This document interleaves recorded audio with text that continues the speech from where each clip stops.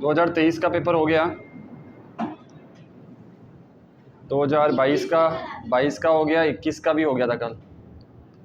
अभी 20 का करना है, 19 का करना है और 18 का करना है। ठीक है, फटाफट आ जाओ। और जहाँ तक वो पता है एक पेपर कॉमन रहने वाला, कोई एक क्वेश्चन कॉमन आया है, तो 2 ही बचेगा, 3 भी नहीं है। ग्रुप में फोटोज दिया हुआ है सारा। 2020 का पेपर में आ जाए पहले।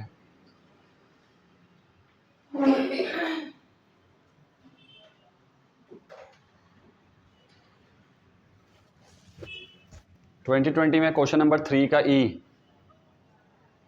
क्वेश्चन नंबर 3 सब क्वेश्चन नंबर ई।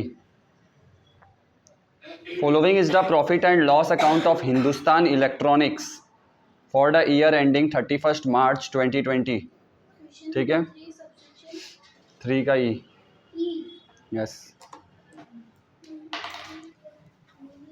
क्वेश्चन नंबर 3 ई 2020।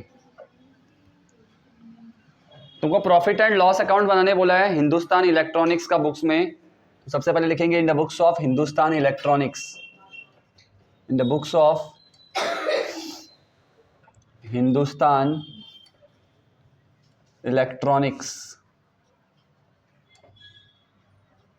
ठीक है, क्या अकाउंट बनाने बोला है? Departmental trading and P and L लिखेगी, सिर्फ पी एंड एल बोला तो सिर्फ पी एंड एल अकाउंट बनाने बोला है। तो तुम बुद्धि देखो, एक बार परचेज वर्चेज दिया है तो वो ट्रेडिंग पी एंड एल ही बनेगा। तो बोला सिर्फ पी एंड एल है, लेकिन लिखना trading P and L account, क्योंकि ट्रेडिंग का डाटा भी दे रखा है ना मुन्ना। तो हम लोग trading and profit and loss account बनाने, trading and profit and loss account बनाएंगे। ठीक है, for the year ended 31 March 2020।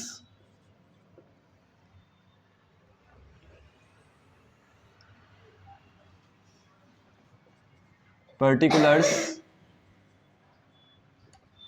Amount ऐसे नहीं बना, सॉरी, लेजर फॉर्म में बनाना होगा ना। और यहाँ याद रखना थोड़ा चौड़ा बनेगा ये। जैसे कि दिख रहा है मेरे को 3 डिपार्टमेंट है, ट्रांजिस्टर डिपार्टमेंट एक्स है, टेप रिकॉर्डर डिपार्टमेंट वाई है, और एक सर्विस डिपार्टमेंट भी है, इंस्ट्रूमेंट फॉर रिपेयर्स जिसको जेड नाम दिया है। ठीक है, तो 3 अमाउंट कॉलम बना लेंगे।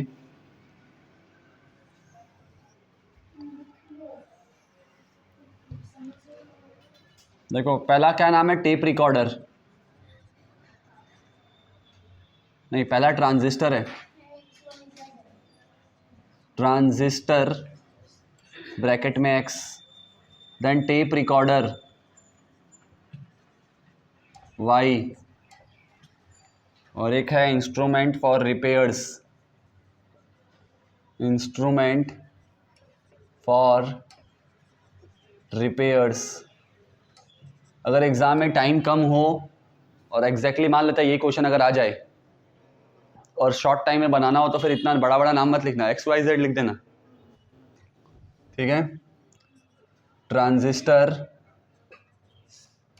एक्स हो गया, टेप रिकॉर्डर वाई, और इंस्ट्रूमेंट फॉर रिपेयर्स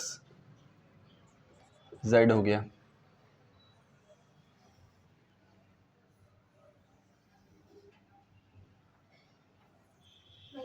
शाम को भी चल रहा है क्या ट्यूशन? हाँ,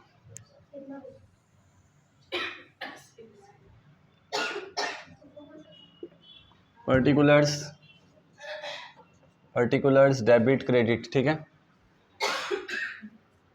तो फॉर्मेट बनाने में एक्सपेक्टेड टाइम 5 मिनट लगने वाला है।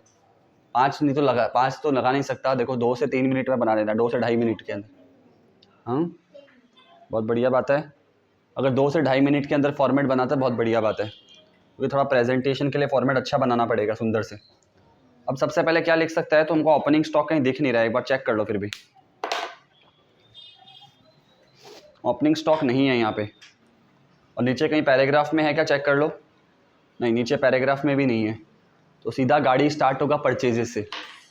होता तो टू ओपनिंग स्टॉक लिखते पहले, लेकिन अभी लिखेंगे टू परचेजेस। क्या परचेजेस टोटल में दिया कि अलग अलग दे रखा है? अलग अलग दे रखा है।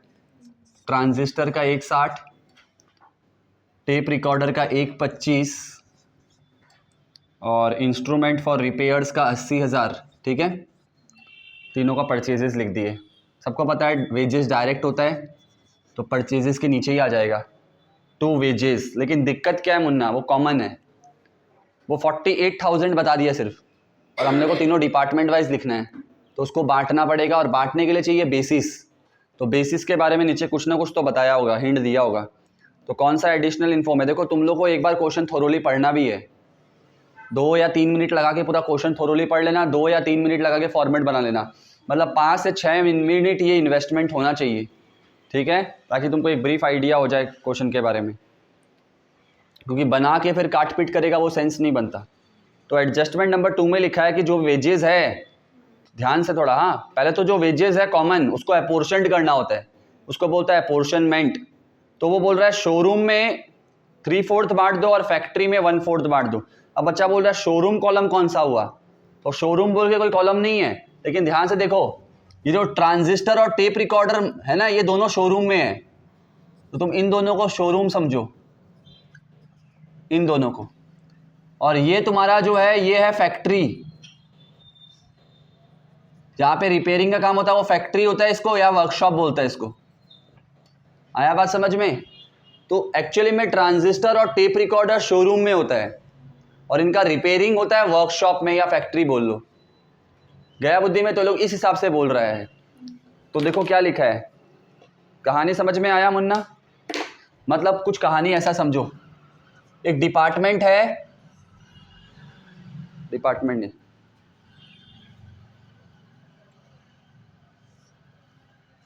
ये हिंदुस्तान इलेक्ट्रॉनिक्स दिख रहा है, हिंदुस्तान इलेक्ट्रॉनिक्स, इसका 2 टुकड़ा होगा। इसका एक टुकड़ा है शोरूम और दूसरा टुकड़ा है वर्कशॉप। फिर शोरूम के अंदर दो तरीके का चीज बेचता है लोग, टेप रिकॉर्डर भी बेचता है और ट्रांजिस्टर भी बेचता है। याद रखना, पहले ट्रांजिस्टर है, ये भी खेली मेली मत कर देना, नहीं तो रेशियो बिगड़ जाएगा। पहले ट्रांजिस्टर और फिर टेप रिकॉर्डर। डन है क्या? इसीलिए देखो 3 डिपार्टमेंट है, transistor department, tape recorder department, और ये वर्कशॉप है, वहां पर क्या होता है, वहां पे रिपेयरिंग होता है। तो एक डिपार्टमेंट है रिपेयरिंग का, एक है टेप रिकॉर्डर का, एक है ट्रांजिस्टर का। बोलो डन। अब वेजेस जो दिया है ना, वो वेजेस बोला है 48,000 है, तो 48,000 किसका वेजेस हुआ? हिंदुस्तान इलेक्ट्रॉनिक्स का वेजेस हुआ 48। अब उसको पहले शोरूम और वर्कशॉप के हिसाब से बांटो, और फिर शोरूम और वर्कशॉप के हिसाब से बांटने के बाद शोरूम का भी 2 हिस्सा होगा। बोलो पिक्चर क्लियर हो रहा है धीरे धीरे? टफ नहीं है, टफ बना सकता तुम अपने आप के, समझ में आ जाए तो कुछ टफ नहीं। तो पहले देखो क्या बोला है, 3/4 और 1/4 करके तो शोरूम में और वर्कशॉप में बांट दो पहले। तो एक काम करता है, शोरूम 3/4, वर्कशॉप 1/4 क्या, तो पहले इस 48,000 को 3/4 और 1/4 में बांटो। तो 48,000 का 3/4 होगा शायद 36,000 और 1/4 होगा 12,000। बोलो डन।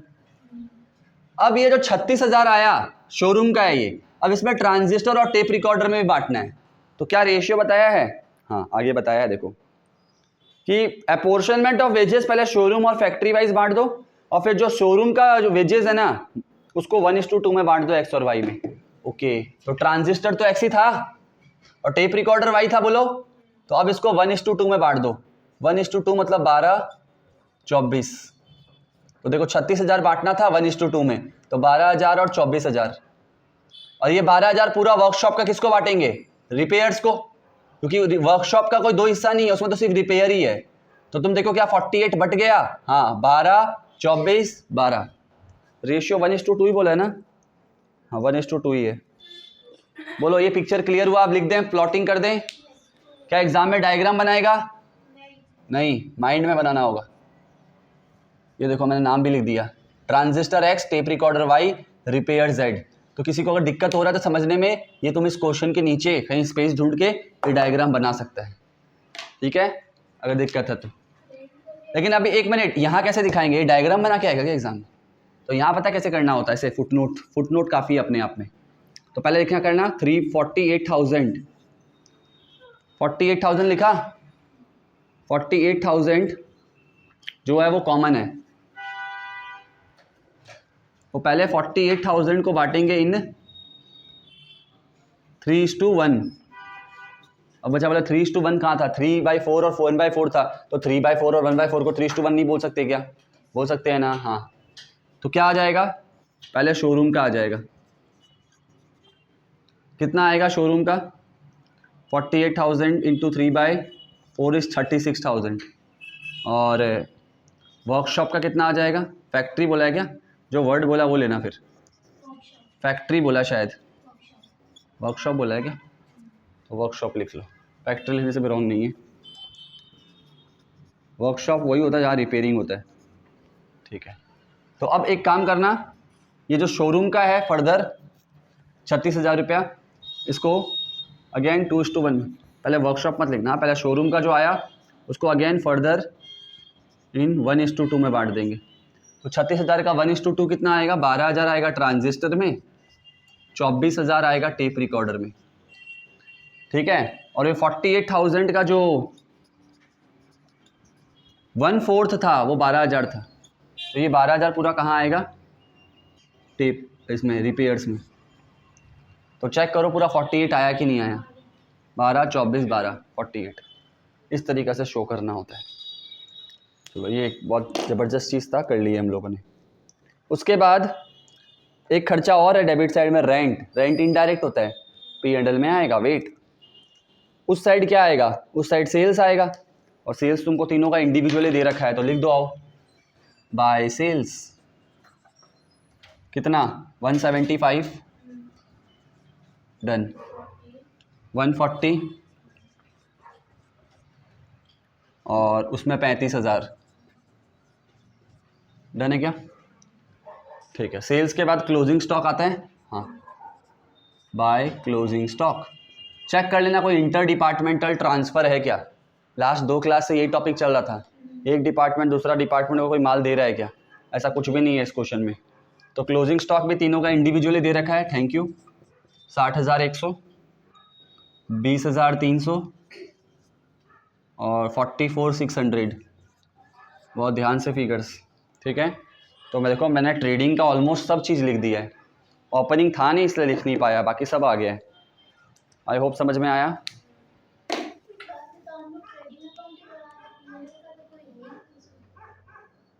क्यों नहीं है, रेंट है ना, रेंट तो P&L में ही आएगा। अब एडजस्टमेंट नंबर 1 पढ़ लो एक बार, बोला transistor and tape recorder sold in showroom, तो मैंने तुमको पहले ही बता दिया था कि शोरूम में हम लोग क्या बेचते हैं, ट्रांजिस्टर और टेप रिकॉर्डर, और रिपेयरिंग एक्सेट्रा का काम कहाँ करते हैं, वर्कशॉप में। तो देखो ये तो मैंने बोला था रिपेयरिंग वर्कशॉप में होगा, और ये दोनों कहाँ बिकेगा, शोरूम में, डन। इसलिए खर्चा भी कुछ हिसाब से ही बांटना था वेजेस का। क्या पॉइंट नंबर 2 वेजेस पढ़ लिए हैं, हाँ पढ़ लिए हैं। अब देखो ये रेंट को कैसे बांटना है, तो ठीक है फिलहाल रेंट अभी तो आएगा नहीं, बाद में पढ़ लेंगे जब आएगा तब। और एक जन बोल रहा था अभी और कुछ आइटम है क्या, हाँ सन्ड्री एक्सपेंसेस है, लेकिन बच्चा बोल रहा है कहाँ है, फिगर तो लिखा ही नहीं है, पैराग्राफ ही लिखा है और ऊपर फिगर ढूंढो, फॉर्मेट में कहीं नहीं है। तो पता है ये प्रिंटिंग मिस्टेक लग रहा है हमको। एक बार डेबिट साइड का टोटल और क्रेडिट साइड टोटल करो, सेम नहीं होगा शायद, तो या तो ये मिसिंग फिगर है, तुमको निकालना भी पड़ेगा ऐसे। मैंने क्या बोला समझ पाया बच्चे ने, सन्ड्री एक्सपेंसेस नीचे जिक्र किया है लेकिन उसका अमाउंट कहाँ, तो अमाउंट नहीं है, मतलब कहीं मिसिंग है ऊपर। और ऑब्वियस एक्सपेंसेस है तो डेबिट साइड में ही आएगा, तो डेबिट साइड का टोटल करो, देखो क्रेडिट के बराबर नहीं होगा वो, डेबिट साइड का टोटल क्रेडिट के बराबर नहीं होगा, तो लोग लिखा जरूर है 475, वो प्रिंटिंग मिस्टेक है। रेंट के नीचे सन्ड्री एक्सपेंसेस आना चाहिए था क्वेश्चन में।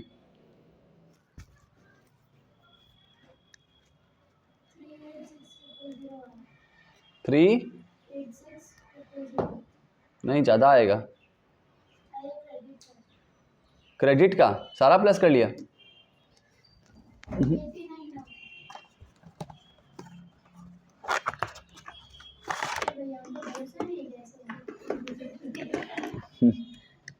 वेरिफिकेशन करना बोलता है उसको।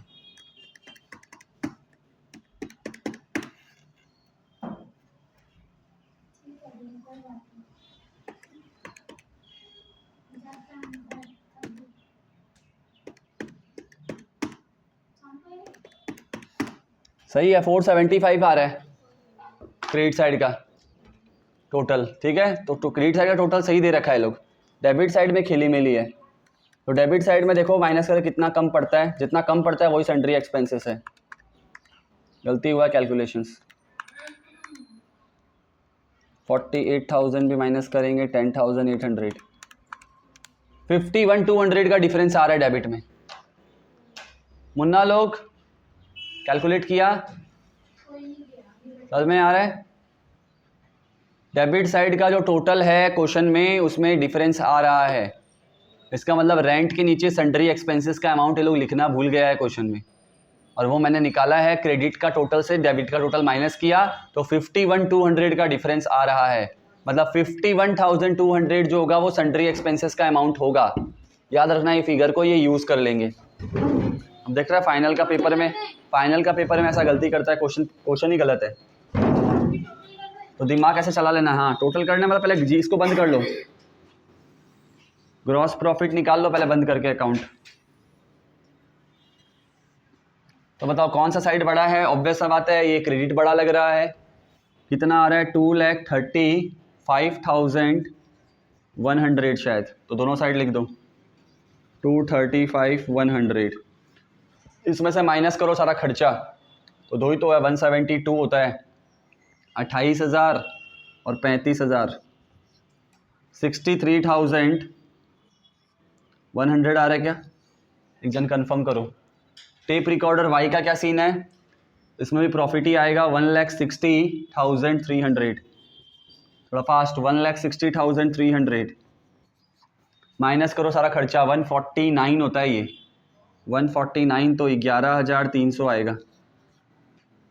ठीक है, चेक करते चलो। और इधर एक मिनट चेक कर लेना, हमेशा ज़रूरी है वो बड़ा हो। ये रिपेयर्स वाला में ये बड़ा है 92, तो इसका बैलेंस यहाँ नहीं आएगा, लॉस आएगा, लॉस 92,000। तो 92,000 में कितना माइनस करना है? ये होता है तुम्हारा 79,600। तो 79,600 ना, तो 12,400 का लॉस आ रहा है शायद। कंफर्म करो। इधर आया ना, तो क्या लिखेंगे? By gross loss carry down, और यहाँ लिखेंगे to gross profit carried down. सही है सारा फिगर्स। प्रॉफिट को प्रॉफिट के फॉर्म में ब्रॉट डाउन करो, लॉस को लॉस के फॉर्म में ब्रॉट डाउन करो।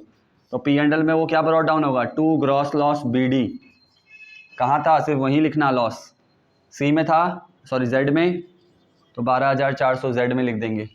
और यहाँ से क्या ब्रॉट डाउन होगा? Gross profit. तो by gross profit brought down कितना? 63,100, 11,300। यहाँ डैश। बोलो यहाँ तक किसी को दिक्कत परेशानी नहीं हुआ होगा? अमाउंट सब सही है, चेक कर लिया। चलो अब सिर्फ दो खर्चा दिखाना रह गया पी एंड एल में। एक है रेंट, एक है सन्ड्री एक्सपेंसेस, जिसका ये लोग अमाउंट भी देने देखा था। तो रेंट अकाउंट और सन्ड्री एक्सपेंसेस अकाउंट। तो पहले रेंट का बता दो कैसे करना है। रेंट कॉमन दे रखा है क्या? Very slow. कितना? 10,800। तो उसको अपोर्शनड करना होगा। तो यहाँ पहले फुटनोट आएगा 10,800। कोई बता रहा है किस रेशियो में बांटेंगे रेंट को? बता रखा है क्या नीचे लोग? रेंट को कैसे बांटना है बताया है क्या? बताया है। पहले तो एक minute, rent of A factory बता रखा है 500 पर मंथ, और फिर शोरूम का जो है वो अपोर्शनड करना है इक्वली। तो प्लीज़ कैसे करना है देखो एक बार बोर्ड पे। पहले तो फैक्ट्री का रेंट बता दो। तो फैक्ट्री में तो कोई दिक्कत ही नहीं है, 500 इंटू 12 कर दो पहले, और जो आता है वो कहाँ लिख दो। तो फैक्ट्री कौन है? वर्कशॉप को फैक्ट्री बोलता है।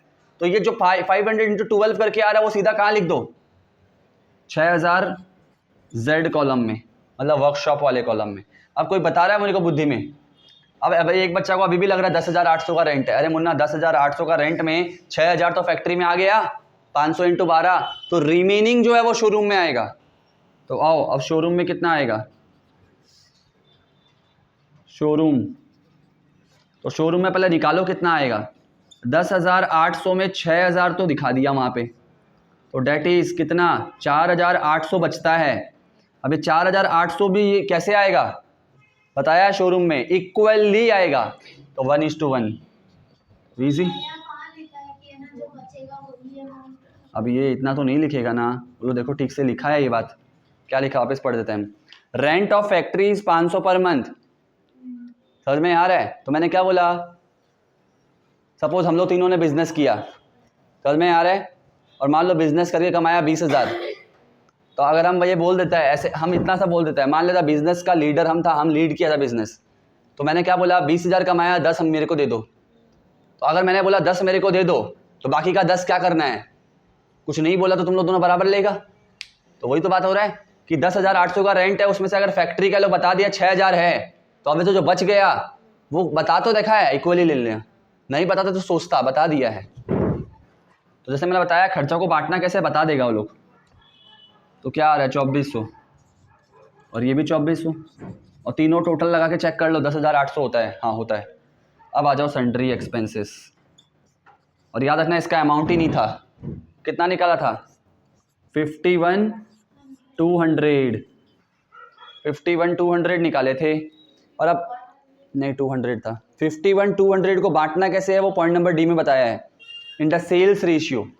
और कोई बता रहा है सेल्स रेशियो क्या आ रहा है, तो निकालना पड़ेगा सेल्स का रेशियो, तो कहीं कोना में जाके निकाल लेंगे। 175 इस टू छोटा करो 140 इस टू 35, तो बता 35 के टेबल में सब आता है, 35 1 जार 35, 35 4 जार 140, और 35 5 जार 175, तो रेशियो इज 5:4:1। तो इस 51,200 को 5:4:1 में बांट देंगे, बस खत्म। कैलकुलेटर अलाउड नहीं है। 51,200 मल्टीप्लाई 5 डिवाइडेड बाय 10, 549 तो 10 होता है ना टोटल, कितना आ रहा है 25,600 तो आ गया इधर ही ट्रांजिस्टर में, 25,600 रुपया ट्रांजिस्टर डिपार्टमेंट एक्स, ठीक है। 51,200 में बाकी कहाँ आएगा देखो, 4/10, 4/10 20,480 यहाँ आ जाएगा, और z में कितना आएगा 1/10, तो 51,200 का 1 डिवाइडेड बाई 10 5,120 यहाँ पर आ जाएगा। तो इसके अलावा कोई खर्चा है नहीं, इतना ही खर्चा है। एक बार चेक कर लो क्वेश्चन सारा वापस से। परचेज आ गया तीनों का, वेजेस आ गया, रेंट आ गया, सन्ड्री एक्सपेंसेस मिसिंग था वो भी आ गया, सेल्स आ गया, क्लोजिंग स्टॉक आ गया, ठीक है सब खत्म। बस अब बंद करके P&L प्रॉफिट निकाल लो, यही आंसर होना चाहिए जो आ रहा है। पहले टोटल कर लेंगे, टोटल कितना आ रहा है 63,100, इधर भी 63,100 ही आएगा टोटल।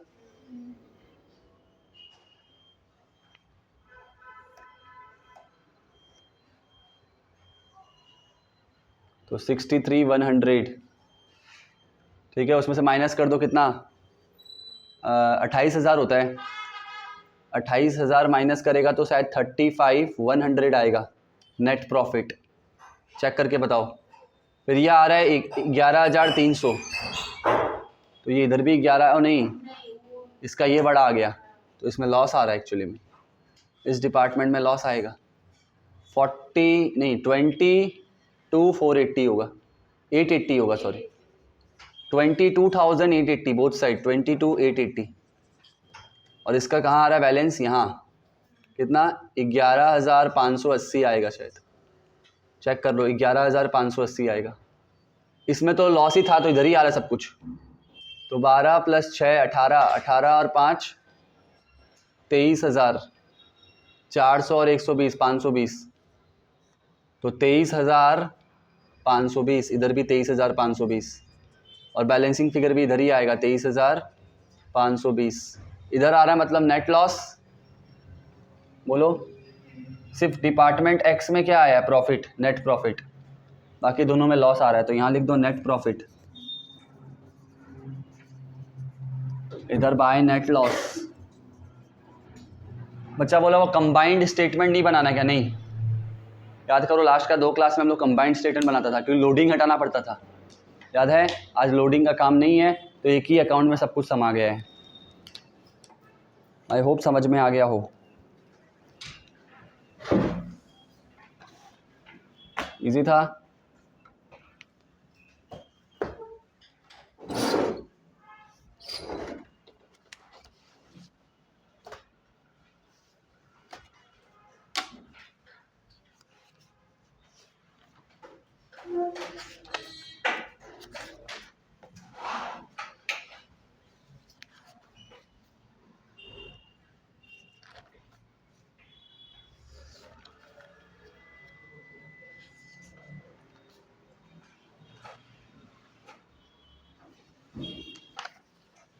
नेक्स्ट क्वेश्चन में चलो।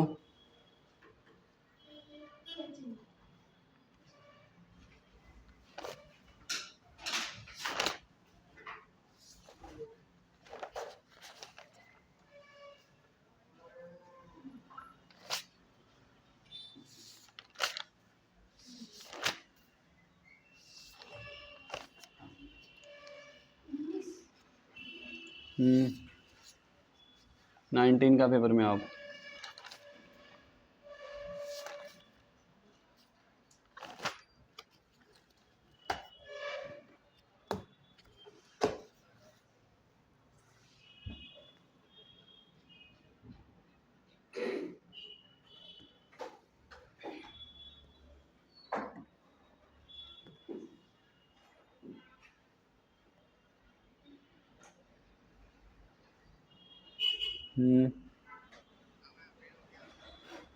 क्लास में हूँ, बोलो मतलब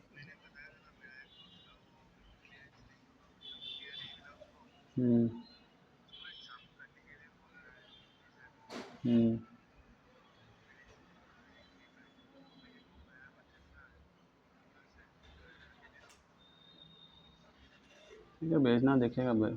आज तो नहीं हो पाएगा, देखते हैं कब देना।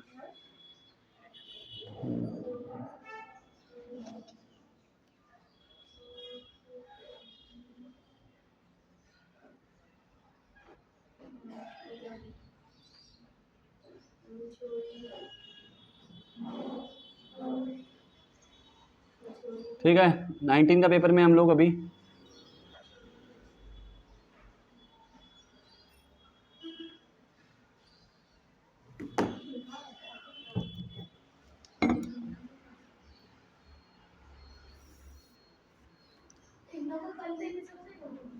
क्वेश्चन नंबर ये 19 वाला, ये जो मैं बोला था कि कॉमन आया हुआ है पेपर, ये कल ही किया था question.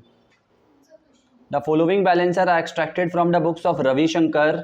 You are required to prepare departmental trading and general profit and loss account. मतलब 2 बार बनाना है अकाउंटिंग, एक तो इंडिविजुअली और एक कंबाइंड। जनरल मतलब तुम देखो, ओपनिंग स्टॉक, परचेजेस और सेल्स तो कॉलमनर फॉर्म में दे दिया अच्छे से। जनरल एक्सपेंसेस 1,25,000 का कॉमन दे रखा है, कॉमन।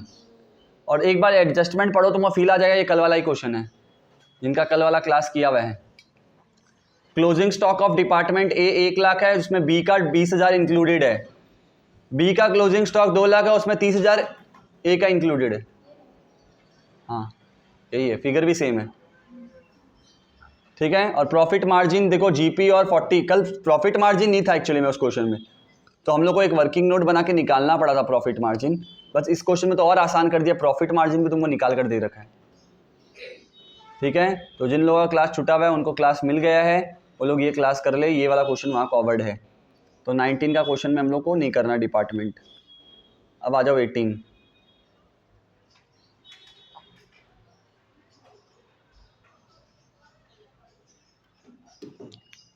19 में लिख दो सेम एज 2021। वो 21 ही था क्या? तो 19 वाले में लिख दो, जिन्होंने 19 कॉपी में लिखा है हेडिंग, तो वो लोग लिख दे सेम एज 2021।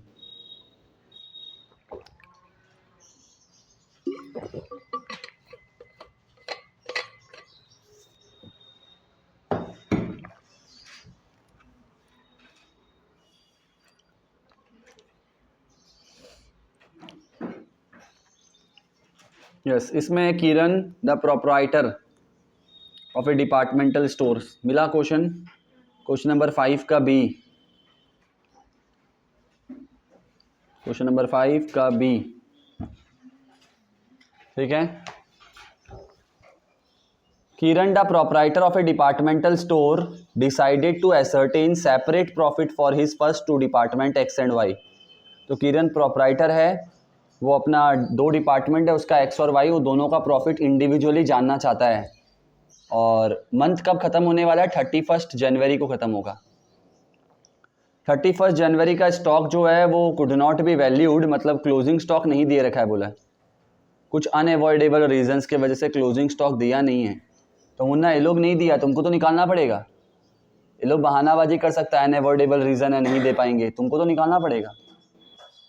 ठीक है, एक काम तो तुमको ये करना पड़ेगा, उसका ग्रॉस प्रॉफिट का रेट तुमको दे दिया है, तो ये बहुत बढ़िया काम किया। तुम देखो ग्रॉस प्रॉफिट का रेट 40% और 30% दे रखा है।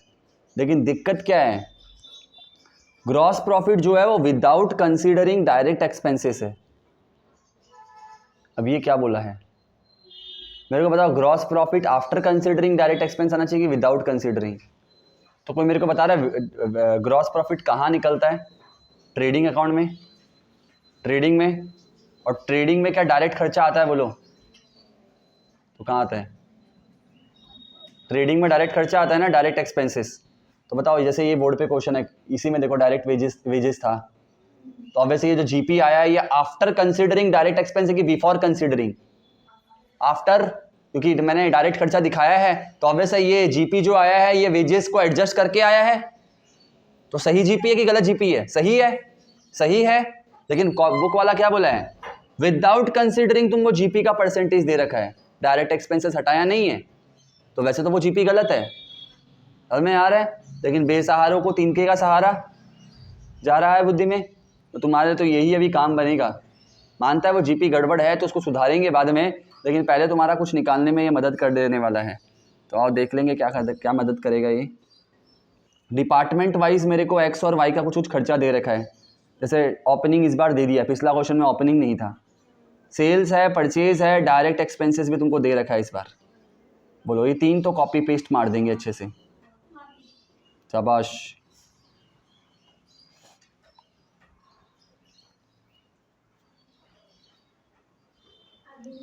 उसके बाद पैराग्राफ में क्या लिखा है बताओ?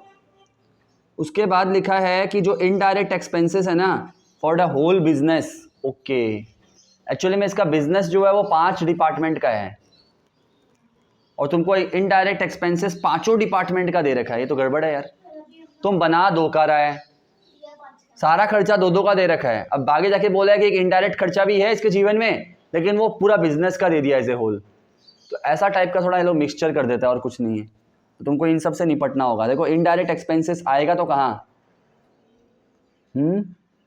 P&L में आएगा, लेकिन सवाल है कि कितना आएगा, कि 10,800 तो नहीं आएगा। तो 5 डिपार्टमेंट का है, उसमें तुमको 3 का ही लेना होता है, तो 3 का ले लेंगे हम लोग, ठीक है।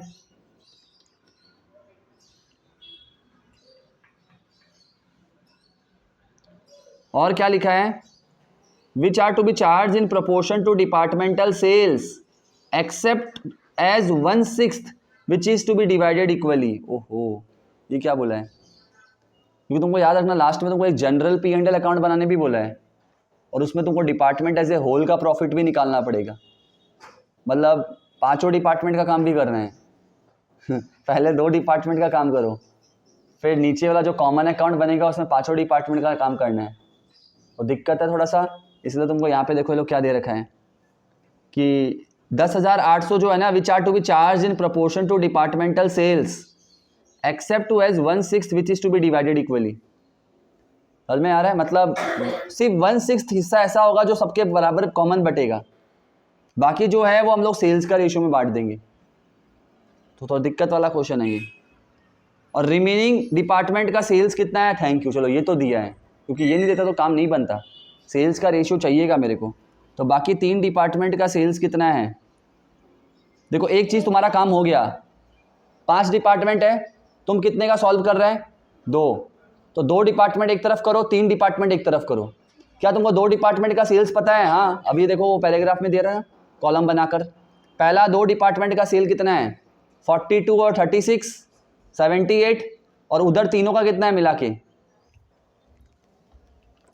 उधर तीनों का कितना? 1,02,000। तो 1,02,000 और 78 कितना होता है? 1,80,000। तो पांचों डिपार्टमेंट का सेल्स कितना है? 1,80,000। समझ में आ रहा है? और उसमें से ये खर्चा कितना के लिए लगा है? 10,800 पांचों के लिए लगा है। ये 10,800 का जो खर्चा है ये पांचों के लिए लगा है। उसमें से अपने को कितना के लिए निकालना है? कितना के लिए निकालना है? सिर्फ 2 डिपार्टमेंट का। तो वो 10,800 जो है वो 5 डिपार्टमेंट का है, और अपने को चाहिए सिर्फ 2 डिपार्टमेंट का। ठीक है, तो इसका एक वर्किंग नोट बनेगा कैलकुलेशंस के लिए। तो एक ये थोड़ा सा दिक्कत देने वाला था, और कुछ नहीं है मेरे हिसाब से। बाकी तो जैसे जैसे जो आइटम दे रखा है वैसे वैसे बिठा देना है, और कुछ नहीं है। और रेशियो क्या लेना है बांटने के लिए, कुछ बताया है? हाँ, सेल्स का रेशियो में बांट देना है। तो सेल्स का रेशियो ले लेंगे। सेल्स का रेशियो कितना है वैसे आपस में? 72 और 36 था क्या? दोनों डिपार्टमेंट का सेल्स प्लीज। 42 और 36। 42 और 36 का रेशियो क्या होगा? 7:6 क्या? 7:6 होगा। तो 10,800 टोटल इनडायरेक्ट एक्सपेंसेस था। कितना डिपार्टमेंट के लिए? 5। और पांचों डिपार्टमेंट का सेल्स कितना है? 1,80,000।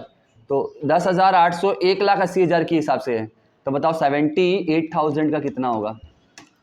हम करके देगा, टेंशन नहीं, किसी को ऐसा नहीं लेना चाहिए समझ नहीं आ रहा अभी। वर्किंग नोट बनाएगा तब समझ में आ जाएगा।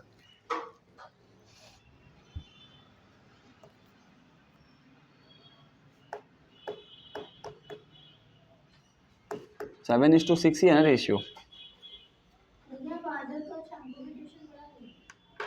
देखते हैं।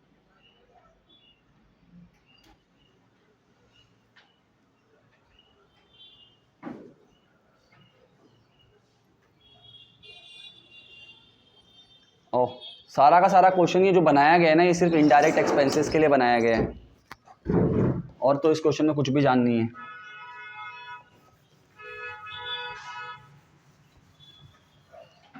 एक फ्रेश फॉर्मेट बनाना पड़ेगा, क्योंकि डिपार्टमेंट 2 ही है ना अपना, तो 3 कॉलम का ज़रूरत नहीं है अब मेरे को।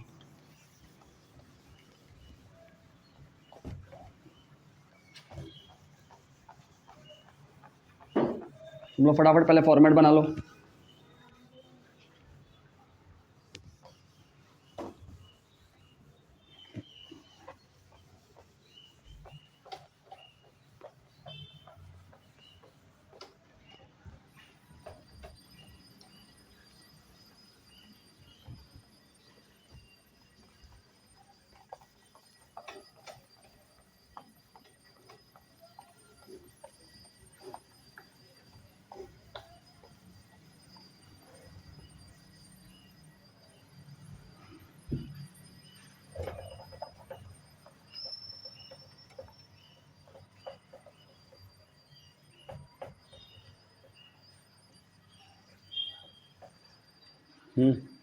किसका बुक्स में करना है accounting?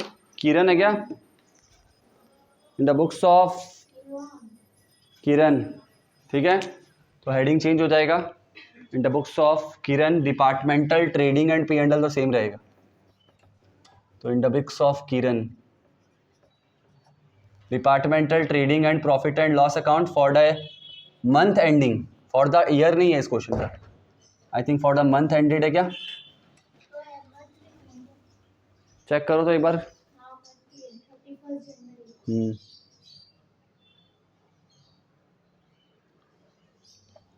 For the month ending 31 जनवरी 2018। 31 जनवरी 2018। ठीक है, फॉर्मेट में आ जाता है। पर्टिकुलर्स और कौन कौन सा डिपार्टमेंट है? डिपार्टमेंट एक्स रुपीज़ और department Y rupees.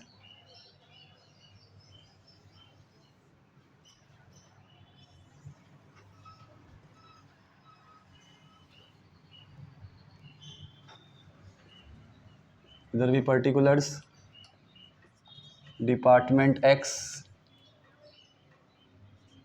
Rupees, department Y rupees.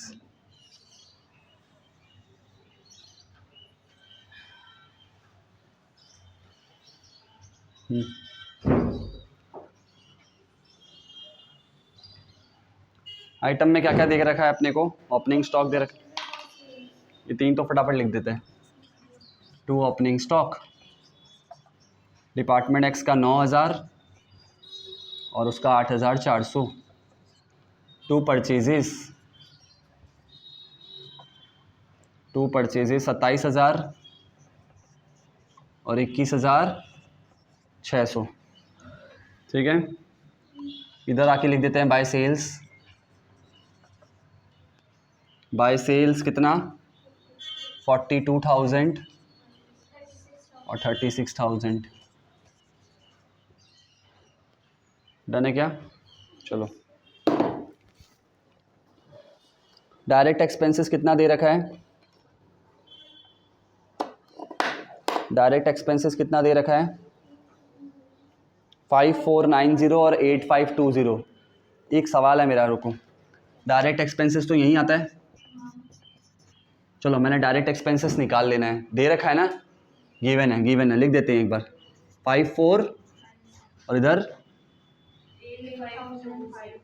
हाँ 8520 और इधर क्या बाकी रह गया? एक क्लोजिंग स्टॉक। पूरा क्वेश्चन पढ़ लो, कहीं भी नहीं है क्लोजिंग स्टॉक। तो ठीक है, नहीं है तो बच्चा बोला कोई दिक्कत नहीं है, ये निकाल लेंगे। लेकिन तुम बात समझो, इस अकाउंट का क्लोजिंग फिगर क्या होता है? ग्रॉस प्रॉफिट सीडी या बाय ग्रॉस लॉस जो भी आएगा, हम उम्मीद कर रहे हैं ग्रॉस प्रॉफिट ही आएगा। तो अगर क्लोजिंग स्टॉक को बैलेंसिंग फिगर में निकालना है तो ग्रॉस प्रॉफिट तुम्हारे पास होना चाहिए। तो बच्चा बोल रहा है ना, वो परसेंटेज बता दिया था लोग ऊपर, तो बताओ, बता तो दिया है। कितना बताया था? 40% एंड 30% रेस्पेक्टिवली। तो ठीक है, क्लोजिंग स्टॉक निकाल लेंगे। डायरेक्ट एक्सपेंसेस दिया हुआ था, ग्रॉस प्रॉफिट परसेंटेज में दिया है, तो सेल्स का भिड़ा के निकाल लो। तो कितना बोला था? डिपार्टमेंट एक्स के केस में 40% और वाई के केस में 30% ना, तो 42,000 का सेल है क्या? उसका 40% क्या बोलो, और 36,000 का सेल। लिखना मत प्लीज, लिखने वाला बच्चा लोग लिखे ना एक बार। तो बताओ क्या जीपी निकल जाएगा? बोलो एकदम आराम से। तो क्या बोला है, जो ग्रॉस प्रॉफिट है वो 40% है डिपार्टमेंट ए के केस में उसका सेल्स का, और डिपार्टमेंट वाई के केस में उसका 36,000 का सेल है, उसका 30% ग्रॉस प्रॉफिट है। तो यहाँ पे ग्रॉस प्रॉफिट का अमाउंट निकल कर आ जाएगा, और बाद में जब तुम इस अकाउंट को बंद करेगा तो closing stock as a balancing figure निकल जाएगा। कुछ गलत नहीं हुआ? गलत हो गया, गलत हो गया। तुमने जो प्रॉफिट परसेंटेज भिड़ाया, ये लोग क्या बोला था? This profit percentage is without considering direct expenses, लेकिन तुम जस्ट ऊपर माथे पे लिख के आया डायरेक्ट एक्सपेंसेस। तो बच्चा बोला गलत तो नहीं है, डायरेक्ट एक्सपेंस तो यहीं आना चाहिए। हम बोला आना तो यहीं चाहिए, लेकिन आना तो ये यहीं चाहिए, लेकिन ये प्रॉफिट परसेंटेज फिर तुम नहीं ले पाएगा। और अगर हम ये प्रॉफिट परसेंटेज नहीं ले पाएगा तो मेरा क्लोजिंग स्टॉक नहीं निकलेगा। और दिक्कत क्या हो रहा है, अगर हम डायरेक्ट एक्सपेंस लेता है तो फिर हम ये वाला प्रॉफिट परसेंटेज नहीं ले सकता, और ये वाला प्रॉफिट परसेंटेज नहीं निकलेगा तो जीपी नहीं निकलेगा, और जीपी नहीं निकलेगा तो फिर क्लोजिंग स्टॉक भी नहीं निकलेगा। बोलो क्लियर? और अगर हम ये ले लें प्रॉफिट 40 और 30%, तो दिक्कत क्या है कि डायरेक्ट एक्सपेंसेस नहीं लेना होगा। क्यों? क्योंकि ये तो 40-30 डायरेक्ट एक्सपेंसेस के बिना है। तो अब तुम डिसाइड करो क्या करना चाहिए। तो देखो, जीपी तो निकालना पड़ेगा, डायरेक्ट एक्सपेंसेस को हटाएंगे। समझ में आ रहा है? तो दिल पे पत्थर रख के ये बात बोला जा रहा है कि डायरेक्ट एक्सपेंसेस डायरेक्ट है, लेकिन फिर भी इसको ट्रेडिंग में नहीं दिखाएंगे, P&L में ढकेल देगा। तो हम बोल रहे हैं ये डायरेक्ट एक्सपेंसेस को नीचे ले जाएंगे, नीचे। क्यों? क्योंकि अगर वो लिखा तो फिर ये परसेंटेज यूज नहीं कर पाएगा, और अगर ये परसेंटेज यूज नहीं किया तो मेरा जीपी नहीं निकलेगा, और जीपी नहीं निकलेगा तो ये नहीं निकलेगा। बोलो क्लियर हुआ? इसका मतलब डायरेक्ट एक्सपेंसेस आना चाहिए, लेकिन नहीं लिख सकते। तो बताओ, उसको हटा के अब ये प्रॉफिट परसेंटेज यूज कर ले। हाँ कर लो। क्या आ रहा है ये? 16,800 आ रहा है शायद, और ये 10,800 आ रहा है क्या? कंफर्म करके बताओ। 16,800 और 10,800 यही आ रहा है क्या? और अगर ये आ रहा है तो तुम्हारा डेबिट साइड से इस बार क्रेडिट साइड बनेगा। डेबिट साइड का सारा डेटा दिया हुआ है, तो एक काम करो, टोटल लगाओ। 36 52,800 आ रहा है शायद, और इधर 10 21 31 39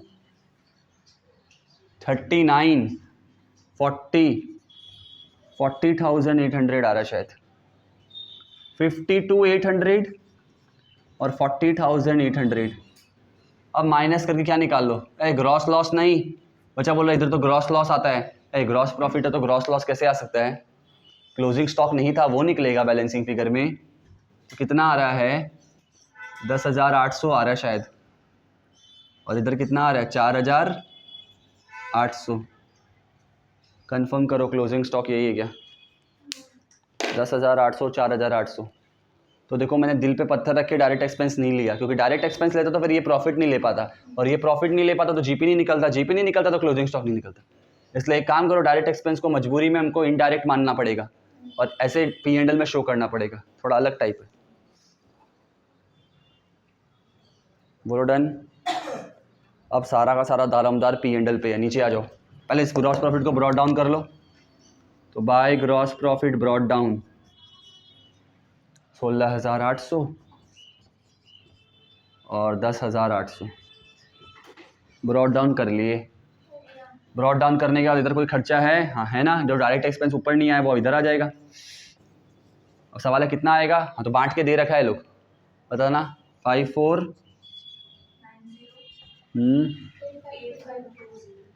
8520। और कोई खर्चा है मुन्ना आने वाला क्या, नहीं? पैराग्राफ क्या पढ़ा था इतना बड़ा इनडायरेक्ट एक्सपेंसेस के लिए, तो इनडायरेक्ट एक्सपेंसेस है समझ में आ रहा है, और ये निकलेगा नहीं, वर्किंग बनाओ इसका। तो वर्किंग नोट 1, इसके लिए भयंकर वाला वर्किंग नोट बनाना पड़ेगा, ठीक है। तो आओ यहाँ पे, working note 1, calculation of indirect expenses. indirect expenses for department X and Y, for department X and Y कितना इनडायरेक्ट एक्सपेंस आएगा बताओ डिपार्टमेंट X और Y में। तो एक बार पढ़ लेता है वापिस से, क्या था खेली मिली उसमें।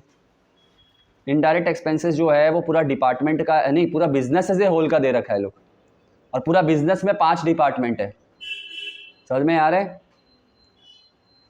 उसमें से तुमको 2 डिपार्टमेंट पता है, X और Y है, और 10,800 खर्चा है, और इसको रेशियो में बांटना है सेल्स के, ठीक है। और उसमें सेल्स का रेशियो में बांटेंगे, लेकिन 1/6 को छोड़कर, 1/6 को तो हम लोग डिपार्टमेंट वाइज बांट देंगे, और बाकी जो बचेगा वो तुम्हारा इक्वली बटेगा। बाप रे बाप, 1/6 को इक्वली बांटेंगे और बाकी का रेशियो के हिसाब से बांटेंगे, और तीनों डिपार्टमेंट का सेल्स दे रखा है लोग। तो पहले एक डायग्राम बना, जैसे पिछला वाला क्वेश्चन का मैं एक डायग्राम बनवाया था,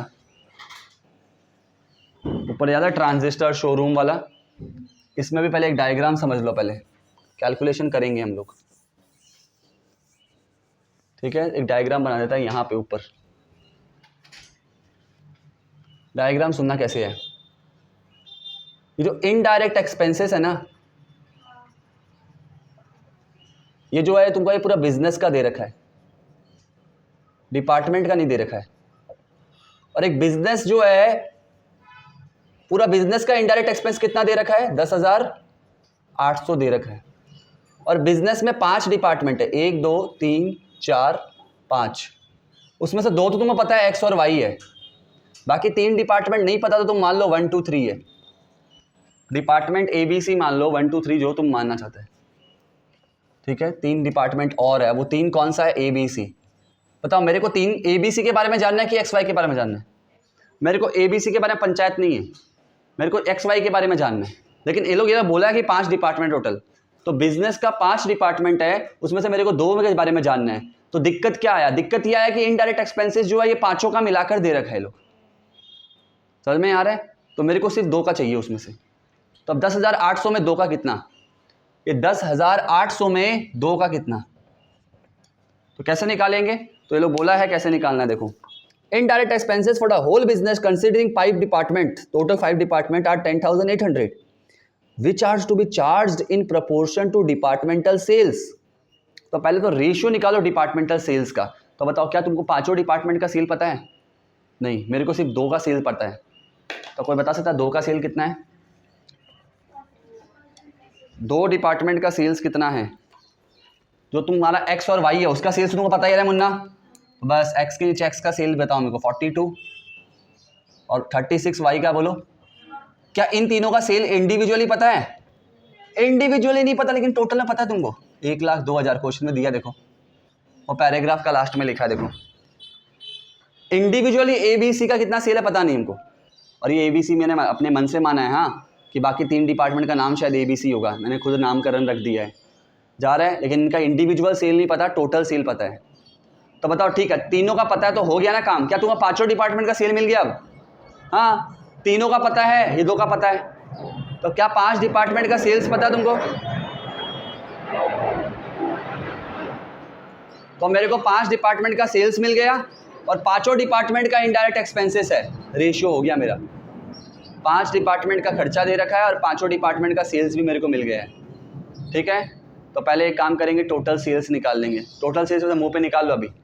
1,02,000 प्लस 36 प्लस 42, 1,80,000। और बताओ ये 10,800 रुपया जो है, ठीक है, कितना के लिए है? 5 के लिए है क्या? हाँ 5 के लिए है। तो मेरे को सिर्फ किसके लिए जानना है? इन दोनों के लिए जानना है, इनडायरेक्ट कितना, ठीक है। तो हम ये वाला काम करेगा, इन दोनों के लिए कितना। तो इतना जितना मैंने समझाया, पहले इसका वर्किंग लिख के दिखा देता हूँ। उम्मीद कर रहा है समझ में आया, लिख लेते और समझा देंगे अभी। तो बताओ पहले क्या लिखेंगे? सेल्स ऑफ डिपार्टमेंट X, बताओ कितना? 42,000। सेल्स ऑफ डिपार्टमेंट Y कितना बोलो? 36,000।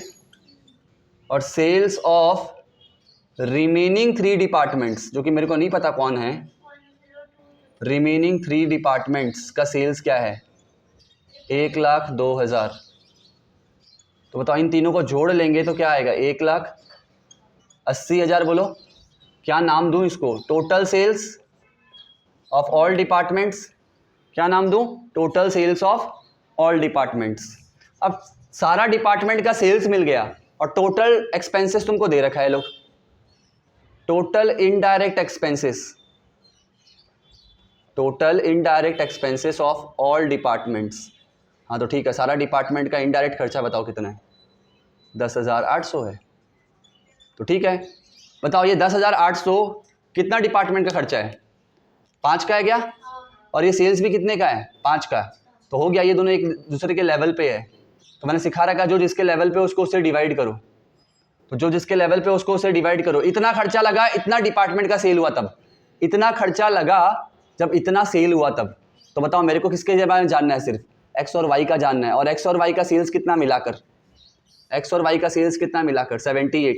तो मेरे को 1,80,000 का नहीं जानना खर्चा, मेरे को सिर्फ 78,000 के लिए कितना खर्चा लगा ये जानना है। तो इसको यूनिटरी मेथड में नहीं लिख सकते? Therefore indirect expenses for department X and Y निकल कर आ जाएगा। कैसे?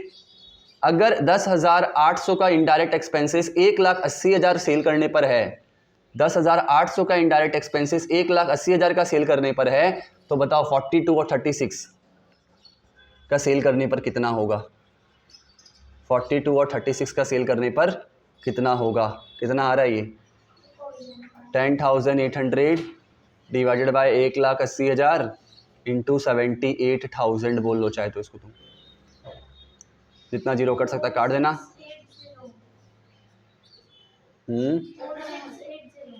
4680 आ रहा है आंसर। इसका मतलब सिर्फ डिपार्टमेंट X और Y का इनडायरेक्ट एक्सपेंसेस। तो देखो 5 का इनडायरेक्ट एक्सपेंसेस इतना, उसमें से इन दोनों को कितना है? इन दोनों का 4680 है। अब सुनो, ये भी खेली मिली होगा। अब 4680 में X का कितना और Y का कितना? क्योंकि देखो मैंने दोनों का निकाला ना ये। तो अब आपस में भी तो बांटना है X और Y में। तो बच्चा बोला सेल्स रेशियो बोला ना, सेल्स के रेशियो में बांट दीजिए। तो सेल्स का रेशियो 7:6 है। गलती, वेट करो, रॉन्ग हो जाएगा। अभी इसको नहीं बांटना है, अभी इसको निकाल लिए तो भी नहीं बांट सकता। पता है क्यों? वो 1/6 का गाना और गाया वो लोग। एक बार क्वेश्चन चेक करो वापस से। इनडायरेक्ट एक्सपेंसेस पूरा बिजनेस का था 10,800 और पूरा बिजनेस में 5 डिपार्टमेंट है। हाँ निकाल लिए 5 डिपार्टमेंट। और कैसे बांटने बोला है? अगर यहीं तक बोलता ना are to be charge in proportion to departmental sales, तब हम इसको बांट देता सेल्स का रेशियो में। लेकिन लिखा है except as 1/6 which is to be divided equally. Okay, 1/6 जो है वो दोनों में बराबर बटेगा, और 1/6 को छोड़ के जो बच जाएगा ना वो रेशियो में बांटेंगे।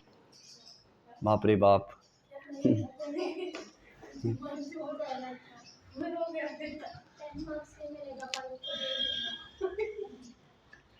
बोल रहा है ये, एक मिनट पहले तुमने देखो एकदम स्टेप बाय स्टेप समझो। 10,800 का इनडायरेक्ट एक्सपेंसेस था पांचों का, तुमने उसमें से 2 का निकाल लिया कि ढूंढ के। हाँ, अब ये 2 में से इंडिविजुअली कितना है एक दूसरे का वो निकालने के लिए काम करना है। बोलो इतना समझ में आया? तो हम लोग का अब हेडिंग होगा indirect expenses for each department, for each department. अब ईच डिपार्टमेंट का मतलब क्या है? डिपार्टमेंट एक्स भी और डिपार्टमेंट वाई का कितना बताओ।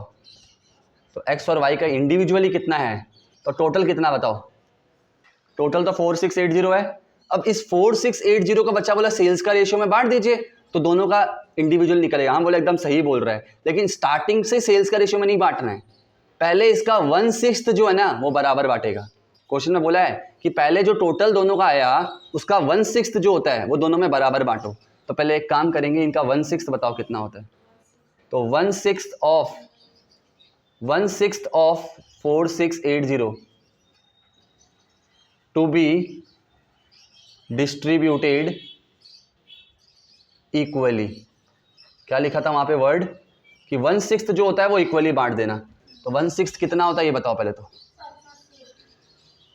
तो पहले हम लोग यहाँ से वर्किंग बनाएंगे। 4680 का 1/6 कितना होता है 780 क्या, तो डेट इज 780। अभी 780 को दोनों में बराबर बांट दो, तो 390 390। ओके, अब रिमेनिंग कितना, तो बताओ टोटल कितना था 4680 क्या, उसमें से हम लोगों ने कितना बांट दिया 390 390 790 बांट दिया 780 सॉरी। तो रिमेनिंग कितना, रिमेनिंग 3,900 रुपया। अब ये 3,900 जो है ना वो सेल्स का रेशियो में बांटो, और सेल्स का रेशियो क्या है 42:36, मतलब 7:6। ओके, ऐसे करना है। तो 3900 को 7:6 में बांटेगा तो कितना आएगा 2100 और 1800 आएगा शायद। अब देखो, अब जोड़ लो तो अब समझ में आएगा कितना बटा। तो एक्चुअली में ए के एक्स के हिस्से में कितना आया 2490 और इसके हिस्से में आया 2190। बोलो क्लियर है क्या? 2490 और 2190, इतना मेहनत मशक्क़त करके अब तुमको ये इनडायरेक्ट एक्सपेंसेस 2 डिपार्टमेंट का मिला है। सौभाग्य से यहाँ लिखो अब इसको 2490 और 2190। समझ में आया? अब जाके ये क्वेश्चन हो भी गया, ख़त्म भी हो गया, क्योंकि जान इसमें नहीं था, जान तो सारा क्वेश्चन का उधर पड़ा है, वो ख़त्म तो ये तुम निकाल ही नहीं पाएगा। हाँ, जैसे कि बच्चा बोला अगर ये 10 का आता है तो तुम इतना तक भी सही बना के आ जाता है तो 5 तो मिल जाएगा, ये वाला रॉन्ग भी हो जाता है, क्योंकि एक ही आइटम था जोर, जिस बाकी आइटम में जोर नहीं है। अब जब तुम इसको बंद करेगा तो प्रॉफिट या लॉस मिल जाएगा तुमको। कोई आइटम छूटा तो नहीं है ना, चेक कर लेना। नहीं, कुछ भी नहीं छूटा अब, ठीक है। तो 16,800 रुपया आ रहा है इधर भी 16,800 लिख दो, उसमें से 2 खर्चा माइनस कर दो, ये कितना होता है 7,980 माइनस करके क्या 16,800 था माइनस 5,490 और माइनस 2,490, 8,820। 8,820 का क्या आ रहा है net profit, to net profit. और दूसरे वाले का क्या आ रहा है 10,800, इधर भी 10,800 लिख दो, चेक कर लें 10,800 ही बड़ा है ना, बड़ा तो वही लग रहा है। 10,800 माइनस 8520 माइनस 2190, सिर्फ 90 रुपये का प्रॉफिट आ रहा है सिर्फ, ख़त्म, ठीक है। तो ऐसा क्वेश्चन था ये। तो आई थिंक पेपर का सारा क्वेश्चन हो गया। अब क्या बाकी है, एक जो पीडीएफ दिया था मैंने ग्रुप में कॉलेज का, उसमें 2 इलस्ट्रेशन था 4 और 5, उसका 4 हो रखा है, कर रखा है हम लोगों ने, 5 बाकी है। ठीक है, तो हम लोग को एक क्वेश्चन तो वो बनाना है और एक दो क्वेश्चन और इम्पोर्टेंटली, मतलब कल लास्ट क्लास होगा डिपार्टमेंटल अकाउंटिंग, ठीक है। भैया मैं आपको बोला शाम को क्लास कर रहा हूँ।